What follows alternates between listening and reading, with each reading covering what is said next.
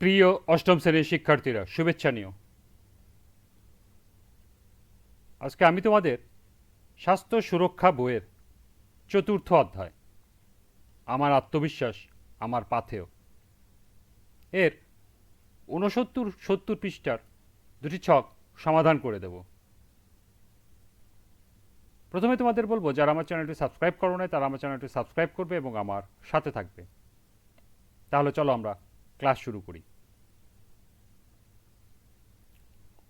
লক্ষ্য করো, 69 পৃষ্ঠায় আছে মূল্যায়ন ছক 1, আমার অংশগ্রহণ ও পাঠ্যপুস্তকে করা কাজ। এখানে নিজের মন্তব্য লিখতে হবে, সহপাঠীর মন্তব্য লিখতে হবে, অভিভাবকের মন্তব্য লিখতে হবে, আর শিক্ষকের মন্তব্য লেখার প্রয়োজন নেই, এটা শিক্ষক লিখবে। কি বিষয়ে মন্তব্য লিখবে? 1. স্বতঃস্ফূর্ত উদ্যোগ গ্রহণ। 2. শ্রদ্ধাশীল আচরণ। 3. সহযোগিতামূলক মনোভাব। এবং 4. পাঠ্যপুস্তকে সম্পাদিত কাজের মান। এই 4টি বিষয়ে তোমার মতামত, সহপাঠীর মতামত এবং অভিভাবকের মতামত লিখতে হবে। তো চলো এখন আমরা এই ছকের সমাধান দেখে নিই।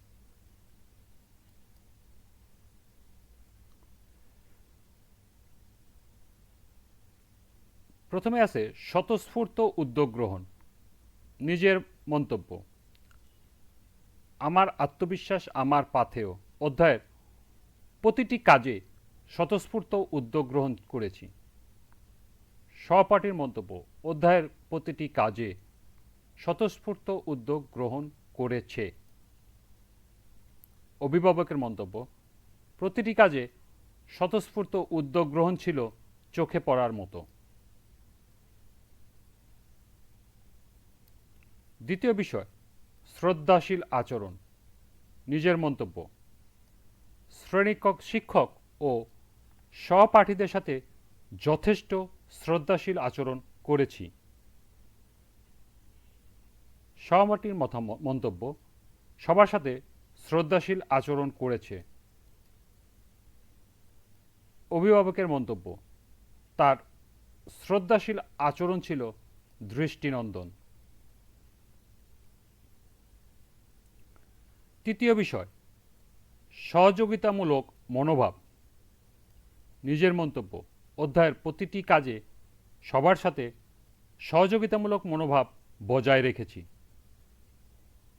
সহপাঠীর মন্তব্য: সবার সাথে সহযোগিতামূলক মনোভাব বজায় রেখেছে।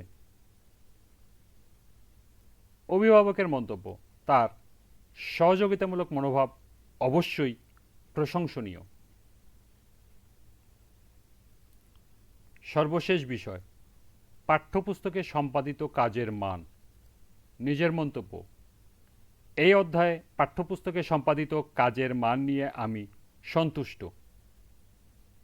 সহপাঠীর মন্তব্য: তার পাঠ্যপুস্তকে সম্পাদিত কাজের মান ছিল খুবই ভালো।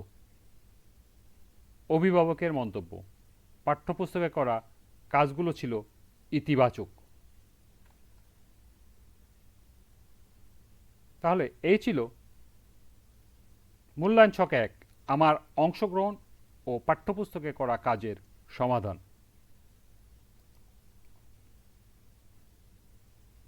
70 পৃষ্ঠায় আছে, লক্ষ্য করো, মূল্যায়ন ছক 2, মানসিক চাপ ব্যবস্থাপনা। এখানে শিক্ষার্থীর নাম অর্থাৎ তোমার নাম এখানে লিখতে হবে।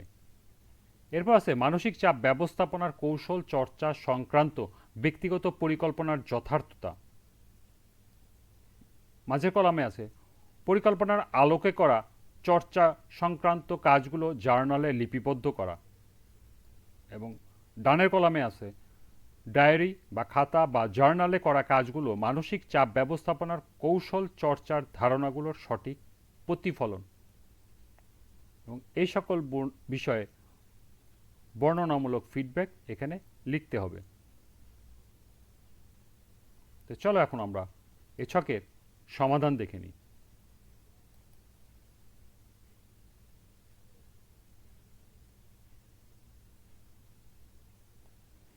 শিক্ষার্থীর নাম আমি দিয়েছি এখানে জাইম হাসান তোমরা তোমাদের নাম লিখে দিবে।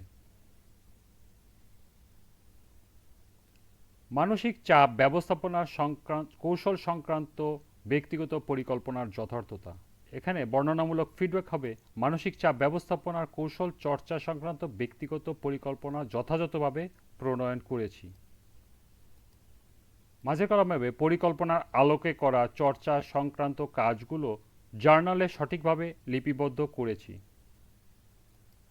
এবং ডানের কলামে হবে ডায়েরি বা খাতা বা জার্নালে করা কাজগুলোতে মানসিক চাপ ব্যবস্থাপনার কৌশল চর্চার ধারণাগুলোর সঠিক ও ইতিবাচক প্রতিফলন করেছি।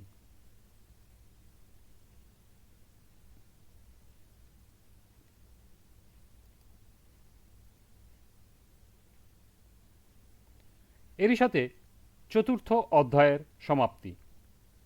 আজকের ক্লাসটি এ পর্যন্তই। পরবর্তী ক্লাসে পঞ্চম অধ্যায় কৈশোরের কথামালা থেকে বিভিন্ন প্রশ্ন ও ছকের সমাধান করে দেব। সবাইকে আবারও বলছি, যারা আমার চ্যানেলটি সাবস্ক্রাইব করো নাই তারা আমার চ্যানেলটি সাবস্ক্রাইব করবে এবং আমার সাথে থাকবে। সবাইকে আবারও শুভেচ্ছা জানিয়ে আজকের মতো আমি এখানেই বিদায় নিচ্ছি। আল্লাহ হাফেজ।